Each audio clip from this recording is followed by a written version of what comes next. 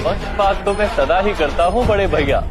जो मेरी शरण में आता है उसका रक्षण करने का वचन तो मैंने समय के आरंभ से दिया है। समझे कुछ? भगवान श्री कृष्ण का जब आशीर्वाद हो और जब उनकी ही शरण मिली हो तो फिर किस बात का भय है? आओ मेरे साथ भौतिक संसार के मैं नियम समझाता हूँ, जो कि आपको भी लिखे हुए मिल जाएंगे भगवत गीता के पेज 15 में। भौतिक संसार का मतलब ये वाला संसार जिस संसार में हम लोग रह रहे हैं, जिसमें कि हर एक पदार्थ क्षणिक है, यानी कि वो उत्पन्न यानी कि पैदा होता है, उसके बाद कुछ टाइम तक रहता है, कुछ गौण वस्तुओं को उत्पन्न करता है और उसके बाद लुप्त। इसका बेस्ट एग्जाम्पल है हम इंसान, ये पेड़ पौधे और जितने भी फल फ्रूट्स हम खाते हैं वह। लेकिन क्या आपको पता है कि इस क्षणिक संसार से भी परे एक और संसार है? आओ उसके बारे में बताता हूँ। उस संसार में बिल्कुल ही अन्य प्रकृति है जिसको सनातन कहते हैं, और इनफैक्ट जीव को, और 11वें अध्याय में तो भगवान को भी सनातन कहा गया है। परमेश्वर तथा उनका दिव्य धाम दोनों ही सनातन है। भगवान कृष्ण ने तो भगवत गीता में ये भी कहा है कि मैं सबका पिता हूँ, और ये चीज भी फैक्ट है कि हमारे जो कर्मों के फल है वो हमें भोगने ही पड़ेंगे। अगर आप श्री कृष्ण के लिए एक कदम बढ़ाओगे तो वो आपके लिए 100 कदम बढ़ाएंगे। और जाते जाते एक बार सनातन का अर्थ समझ के जाओ।